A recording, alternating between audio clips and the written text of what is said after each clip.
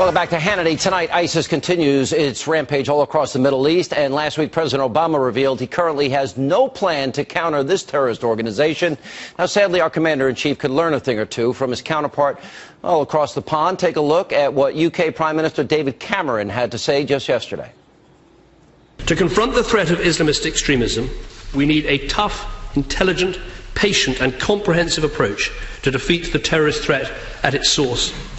We must use all the resources at our disposal, our aid, our diplomacy and our military. We have already taken a wide range of measures, including stopping suspects from travelling to the region by seizing passports, barring foreign nationals from re-entering the United Kingdom, legislating so that we can prosecute people for all terrorist activity, even where that activity takes place overseas. Here with reaction, UK Independence Party leader Nigel Farage is with us. How are you, sir? I'm very well, thank you. Some predict you may be the next Prime Minister. Is that true? Well, we're making progress. Yeah. You know, we've had a two-party system for the last 100 years, Labour v Tory, a little bit like, you know, you've got Republican, Democrat, first past the post system.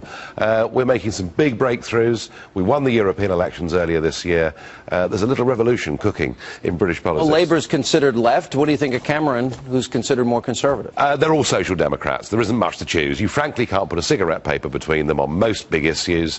And the big problem we've got as a country is that 75% of our laws are now made in Brussels by the European Union. Which is nuts. Which is unbelievable. I want to take that back. I want to be friendly with France and Germany, trade with them, but make our own laws in our own parliament. I totally agree with you. What did you think about what Cameron has ordered, the immigration crackdown and the passport?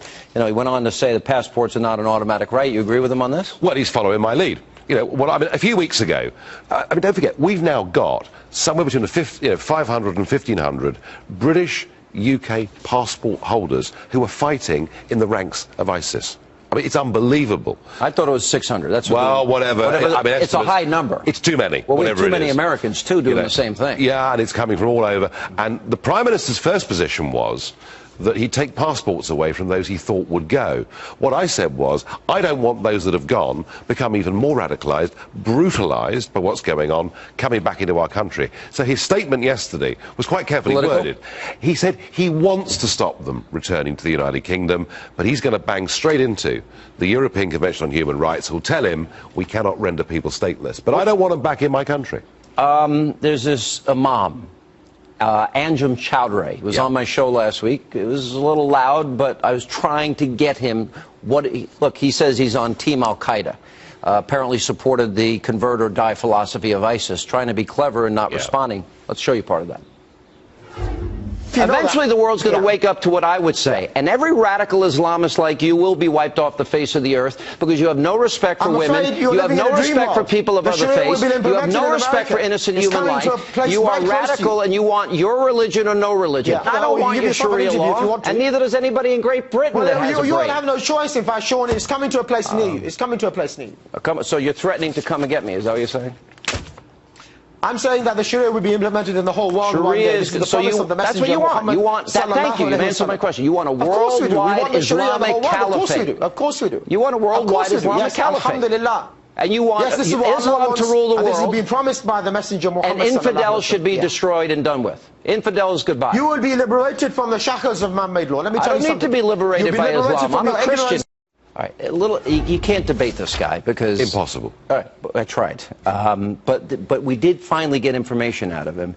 Coming to a place near you, and he said Sharia will be implemented in the whole world one day, and he calls it liberation, but they will destroy the infidels. Very revealing in as much as that is what radical Islamists want. Oh, yes. I mean, they mean it. They're not playing around. And, you know, we've actually had within the British establishment, as high up as the Archbishop of Canterbury, who runs our established church just 5 years ago, an acceptance that maybe we should give in.